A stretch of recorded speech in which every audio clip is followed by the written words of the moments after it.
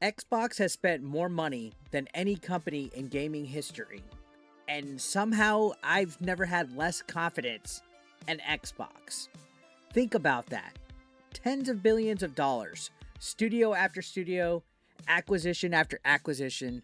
They told us Game Pass was the future. They told us this generation would be different. They promised more exclusives, more value, more games, more reasons than ever to own an Xbox. So let me ask you just one simple question.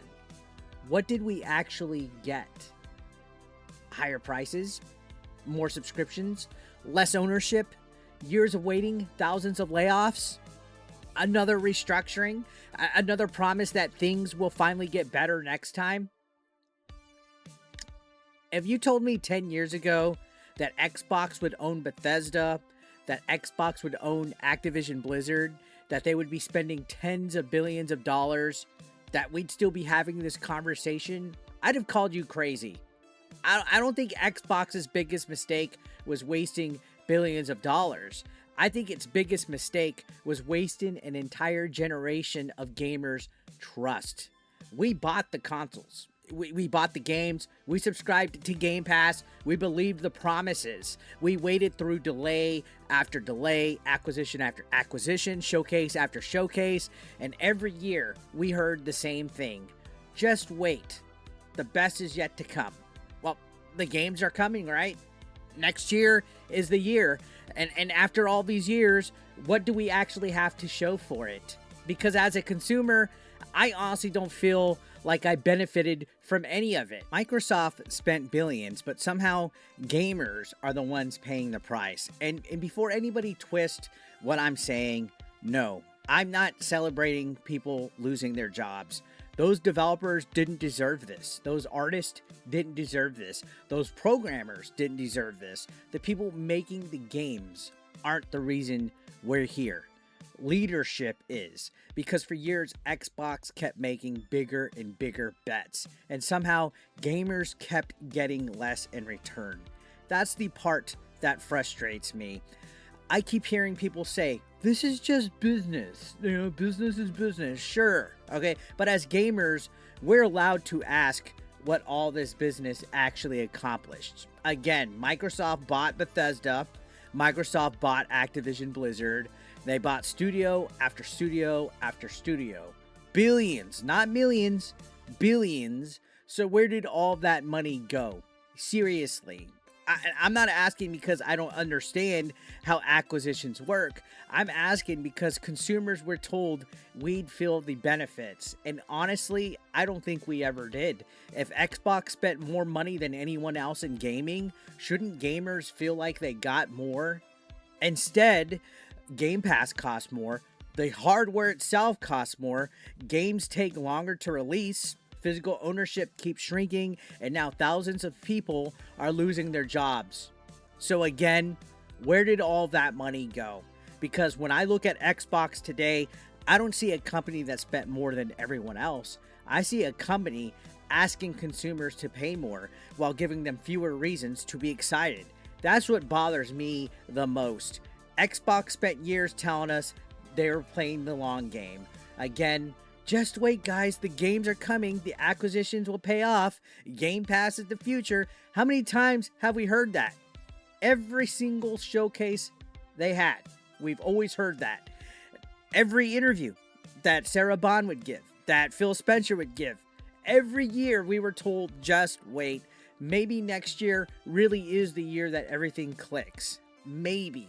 But again, how many times can fans of Xbox hear that before they just stop believing it? Because eventually hope turns into skepticism.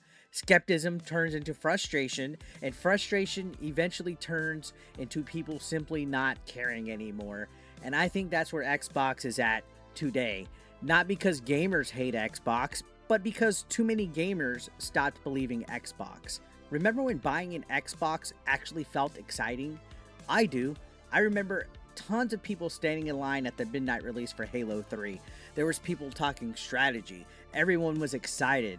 You couldn't wait to get home, tear the plastic off your game case, and jump online with your friends. That's what Xbox used to feel like. You had Halo, Gears, Fable, Forza, midnight launches, actually owning what you bought, arguing with your friends over Xbox versus PlayStation because both companies were trying to outdo each other with incredible games. It felt like Xbox wanted to earn your money. But today, it feels like Xbox wants to earn your subscription. Actually, it feels like they want to lock me into a monthly payment. There's a difference, a huge difference. Think about how the conversations changed since the 360 days. Like I said, it used to be what games are coming out. Now it's how many games are in Game Pass. It used to be, I can't wait to buy this. Now it's, I wonder if it'll hit the subscription on day one. It used to be, this game looks incredible. Now it's, is it worth staying subscribed for another month to play this game?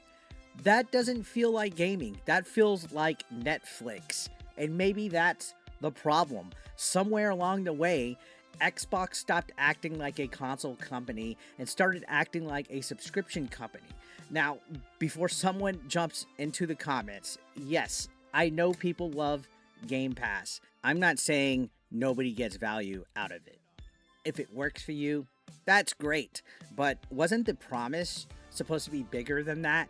The promise wasn't just cheaper access to games. The promise was that Xbox was going to be the best place to play. Instead, we're watching first-party games take years to release. We're watching restructuring after restructuring. We're watching layoffs, like today's layoffs. We're watching Xbox release games on competing platforms. And every year, the identity of the brand feels a little less clear. Maybe I'm wrong. Maybe next year really is the year everything finally comes together. But again, I have to ask, how many times can fans hear that before they stop believing it? Because eventually, like I said, hope turns into skepticism, which turns into frustration, which leads into something worse usually. Apathy. And here's something I can't stop thinking about. Again, Xbox bought half the industry. And somehow, Xbox feels smaller than it did 10 years ago.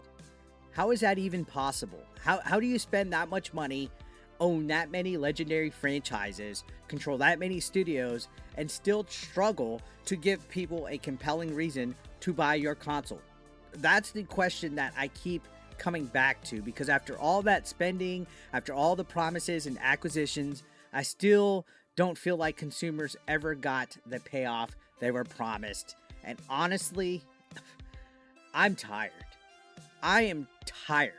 Now, not tired of gaming. I still love gaming. I still get excited when a great game gets announced. I still love discovering hidden gems. I still love talking about this hobby.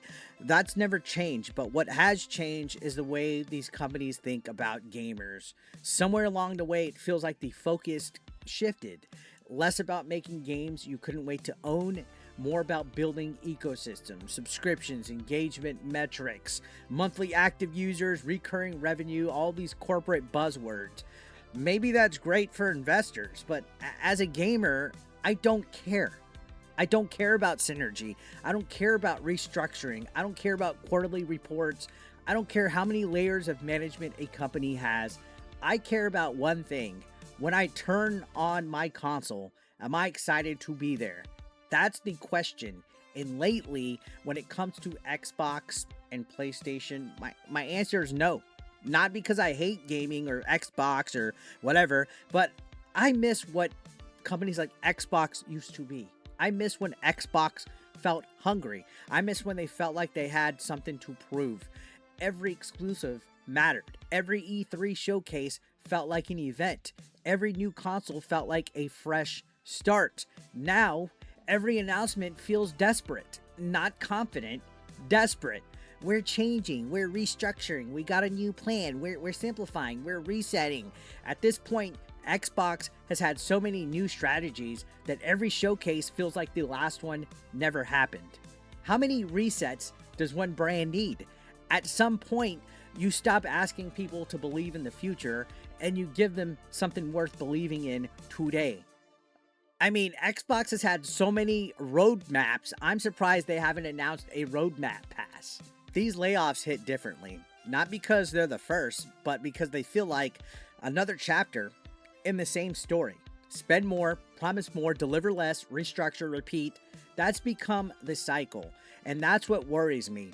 Not just for Xbox, but for gaming as a whole, because of spending tens of billions of dollars buying some of the biggest publishers in the world and pushing subscriptions harder than anyone else, still ends with higher prices, layoffs, and another reset, then maybe it's time to admit something. Maybe this strategy was never as revolutionary as we were told. Competition is good for gaming. I've believed that for as long as I can remember. I don't want Xbox to fail. I don't benefit if Xbox fails. PlayStation doesn't benefit if Xbox disappears. Nintendo doesn't benefit. And gamers definitely don't benefit. Competition pushes everyone to be better. It forces companies to innovate. It forces them to earn our money instead of expecting it. That's why this is so frustrating. I wanted Xbox to succeed. I wanted all these acquisitions to pay off. I wanted Game Pass to become everything it was promised to be. I wanted this generation to feel like the beginning of something special. But instead, it feels like we've spent years waiting for Xbox to become the company we were told it was going to be. So let me ask one last question. After tens of billions of dollars, after all the acquisitions, after all the promises, after Game Pass, after this entire console generation, can you honestly say Xbox is in a better place today than it was 10 years ago? Because I can't. And maybe that's the saddest part. I miss being excited about Xbox. I miss watching a showcase, expecting to be blown away. I miss feeling like Xbox had something to prove. Today, it feels like Xbox spends more time explaining itself than impressing gamers. And maybe that's the biggest lesson from today's layoffs.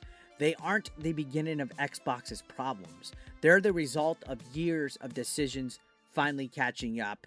And not because the developers failed, not because gamers failed, but because somewhere along the way, the focus shifted from making unforgettable games to building bigger business strategies. From earning excitement to asking for patience. From giving gamers something they couldn't wait to buy to giving them another reason to stay subscribed. Maybe that's the future of the industry. I really hope it isn't, because I don't miss the old Xbox because it was perfect. It wasn't. It made mistakes. It had bad years, but it always felt like it understood why people bought an Xbox in the first place. Not for a subscription, not for an ecosystem, not for a roadmap, but for great games, for unforgettable memories, for those moments when you couldn't wait to get home, like I said, rip the plastic off a new game, and lose yourself in it for the rest of the night. And that's the feeling I missed. And honestly, I don't think I'm the only one, because gamers don't fall in love with business models. They fall in love with great games. They fall in love with memories. They fall in love with excitement, and that's why today's layoffs hit me differently. Not just because, they're just another headline, but because they remind me of how far Xbox has drifted from the company so many of us grew up loving. Xbox has spent more money than any company in gaming history. And somehow, I've never had fewer reasons to be excited about its future. That's the part I can't stop thinking about.